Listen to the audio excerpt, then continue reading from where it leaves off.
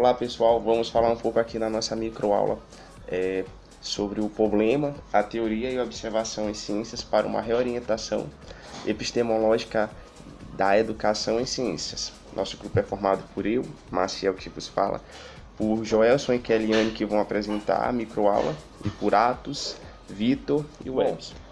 Bom, na introdução vamos fazer um breve comentário sobre nosso assunto na microaula. Na verdade, que são algumas ideias centrais sobre as articulações e a educação em ciência, e referimos à necessidade de uma fundamentação centrada em orientações pós-positivistas, que vão sistematizar ideias consensuais sobre a designada nova filosofia da ciência.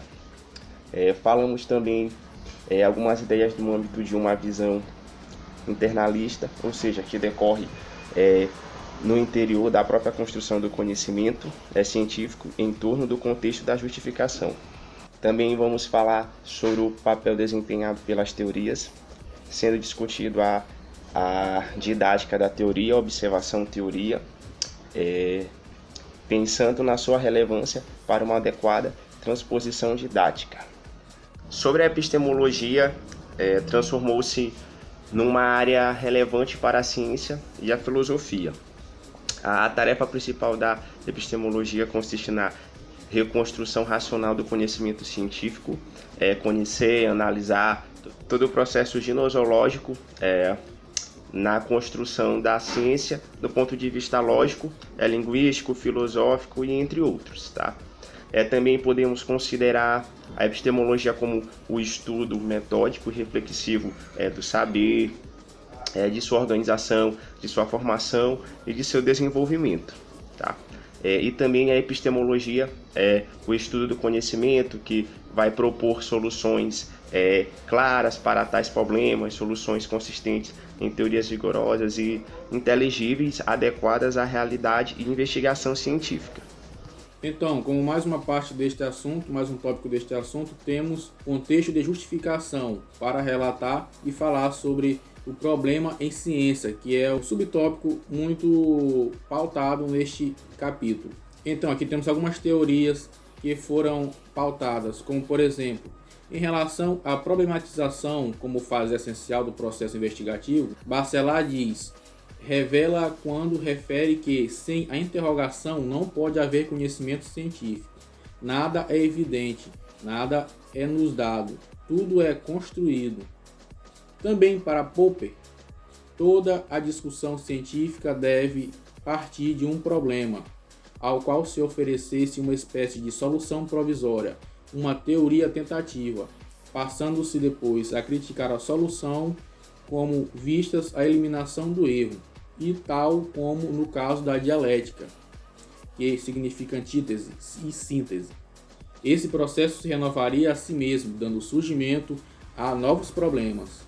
E também nesse capítulo temos a afirmação de que a realidade vai em contrapartida a essas afirmações. Por exemplo, em ruptura com esta visão de pendor empirista, individualista, importa que os alunos possam tomar consciência da construção dinâmica do conhecimento, de suas limitações, da constante luta em busca da verdade, e não de certezas.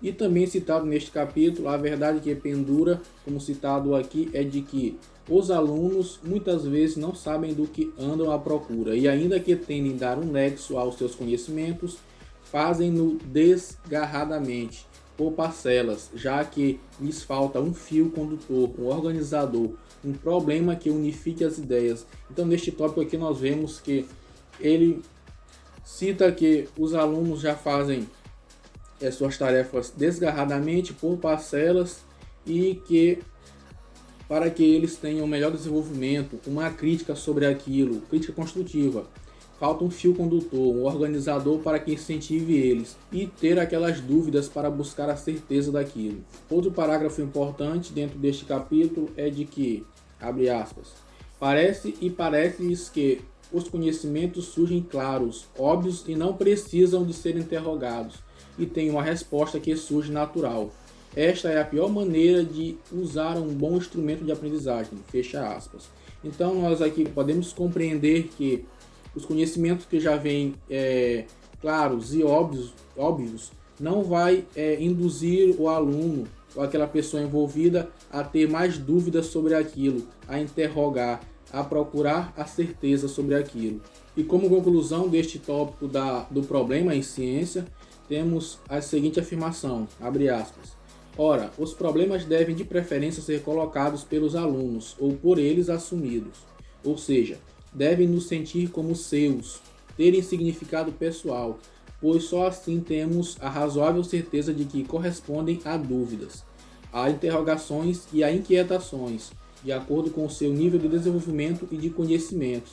Então aqui nós podemos também compreender que os alunos têm que não ter aquele já assunto, aquele tarefa já mastigada. Ele tem que procurar desenvolver respostas para aquilo, não ser já de fato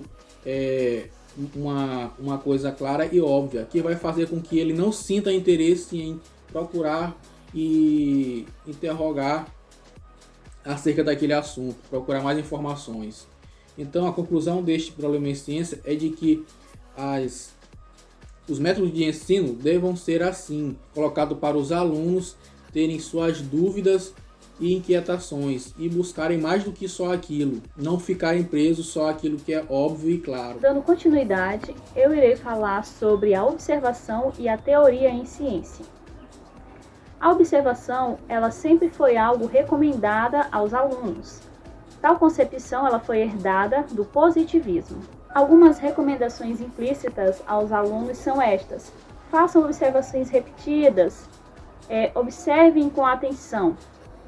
O papel aqui não é de desvalorizar a observação, mas de reapreciar o seu papel na construção do conhecimento científico. Segundo os empiristas clássicos, a ciência começa com a observação, sendo que o observador ele deve registrar de um modo fidedigno tudo o que pode ver, ouvir, para então estabelecer uma série de enunciados, de onde são derivados as leis e as teorias científicas que vão constituir o conhecimento científico.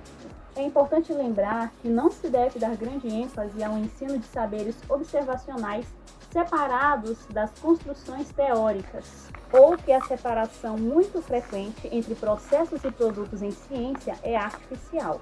Antes, é necessário que o aluno aprenda que a ciência é uma luta constante e difícil na busca de mais verdades, e não confundir com certezas. E os professores eles devem encorajar os alunos a ganharem confiança nas suas conjecturas para serem capazes de refutar, pôr em causa as hipóteses dos pares e, em última análise, sejam capazes de vivenciar, de algum modo, o sentido e o espírito da própria construção do conhecimento científico. O aluno tem que ter a consciência de que não se chega a teorias de um momento para o outro, mas que é um longo processo de construção e que não se trata de um processo de acumulação, mas de mudança, incluindo a mudança de pensamento.